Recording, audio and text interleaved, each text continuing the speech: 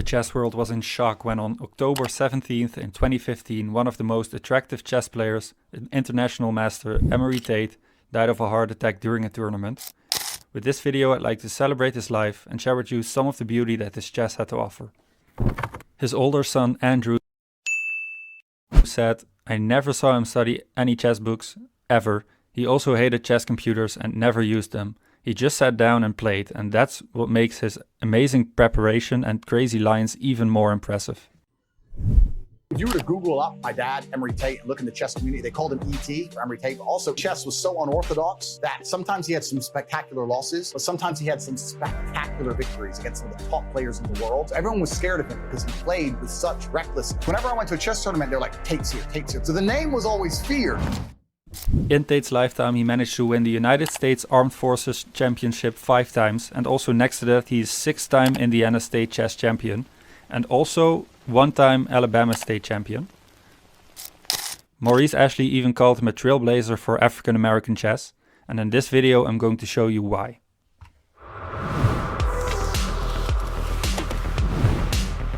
One of the openings Emory Tate was well known for was his open Sicilian. Normally he started with e4, also sometimes d4, but in this game he played e4, and after c5 he plays knight to f3, going for the open variation, trying to play for d4.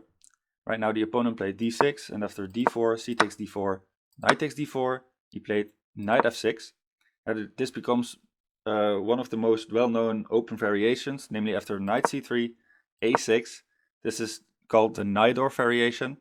And there's been a lot of games in this opening. It's really theoretical and very difficult to play. Now after this he played the move bishop c4, which is known as the Lipnitsky attack. And after e6, bishop to b3, b5.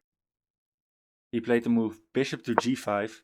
And now when the opponent plays the move bishop to e7, he plays the move queen f3, putting more pressure on this piece on f6. Right now the theory is queen to c7, which the opponent played.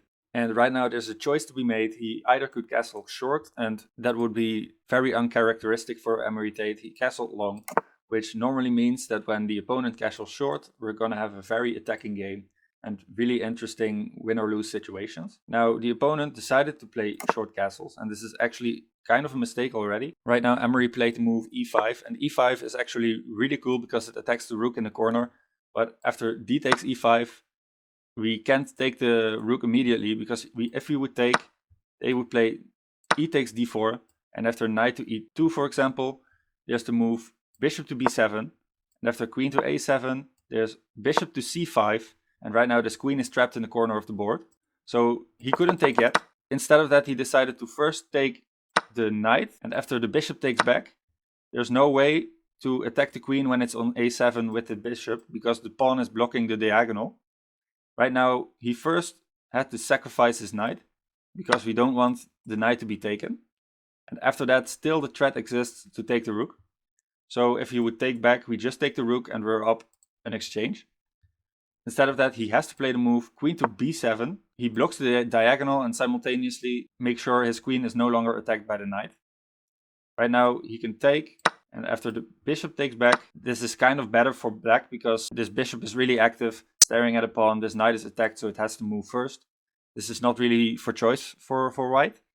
But instead of taking, he decides to play the move knight to d6, really inviting the queen to take the queen on f3. And after g takes f3, Emory opened a g file, which later became really important. Right now, the opponent played the move bishop to d7, and after knight c to e4, there's a giant threat in the position, which happened after bishop to c6. The opponent now gave up mate in 6, and it's really crazy how he found his mate, but it happened after knight takes f6, g takes f6, rook to g1, king to h8, and now the sacrifice, knight takes f7. This king is trapped in the corner of the board, so the rook has to take, and after rook to d8, there's only ways to block, but not to escape from checkmate. And it's checkmate in the corner of the board. This really shows how amazing Emory Tate was at attacking chess. The open Sicilian also, it's a great showcase how you can use the opening to get a great attacking initiative in the middle game. Another thing Emory Tate was well known for was his opening preparation, and I'm going to show you. he played the move e4, and he got faced with the move knight to f6.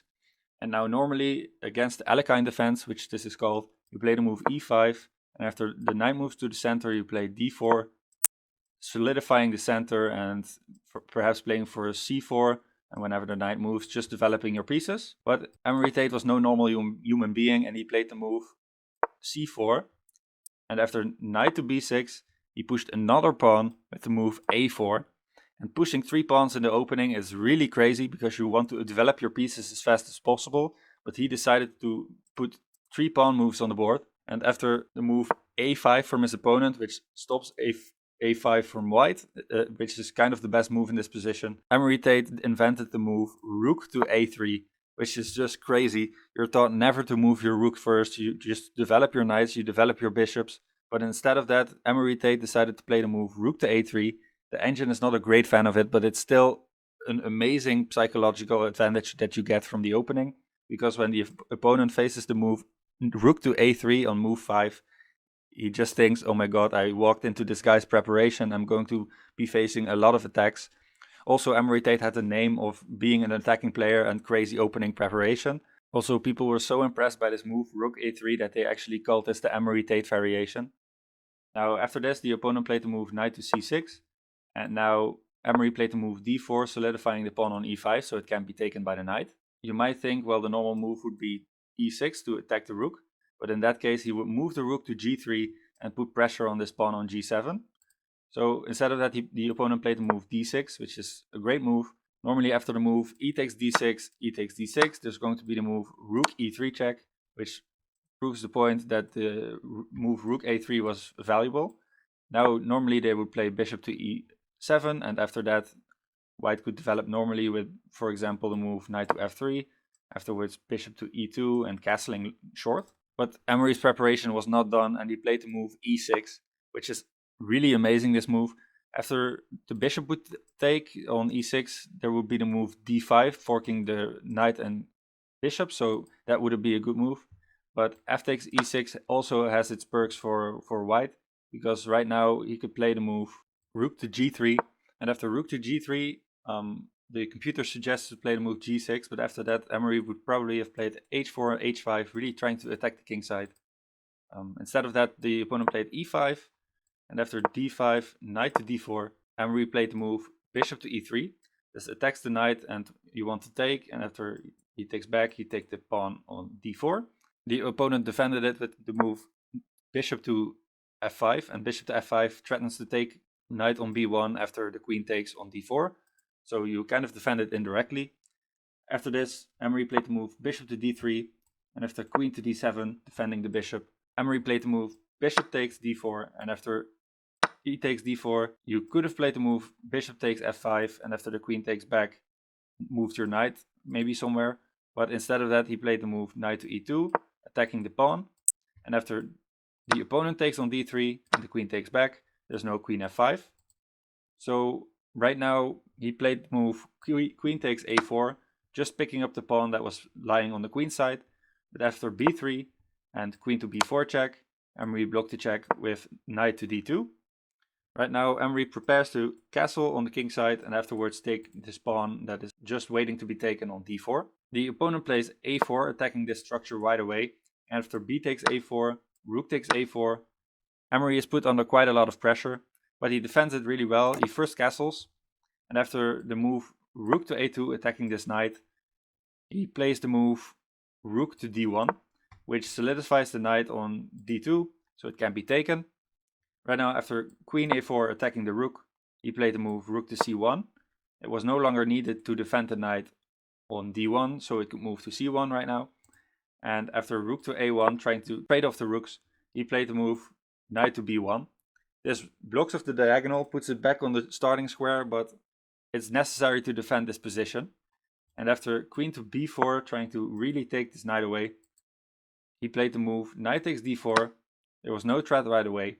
And after knight takes c4, which is now defended indirectly because of back rank issues, he played the move knight to e6, which really becomes a strong knight and becomes the main way he wins the game eventually. The opponent tried to take away the possibility to check on this square and take a pawn, by playing the move c5. But after d takes c6 and after b takes c6, the move queen d1 that does it for me.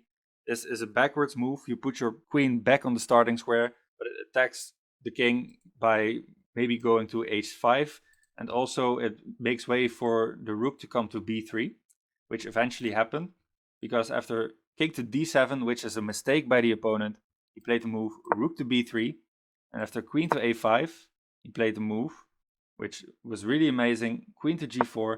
This x-rays the king. After he moves the knight, he is now able to enter the king's position with his queen. Now, after this, there's literally no way to hang on. He played the move knight d5, attacking the queen, but he didn't take into account that he could play the move knight c5, which is a double check. So you can take the queen right now because it's also attacked by the knight on c5. He moved to c7, which initiated a mate in 3. After rook to b7 check, king to d8, he played the move rook to b8. And right now, whenever the king moves to c7, it's queen to c8 checkmate. I hope I was able to convince you of the fact that Emory Tate was a scary player that everyone was scared of facing. Next to the fact he played chess at an incredibly high level, he always managed to play attacking chess, and he truly was an asset to the chess world, and we are all very sad to have lost him. Be sure to leave a like and subscribe for more amazing content. I hope to see you all in the next video. Bye bye.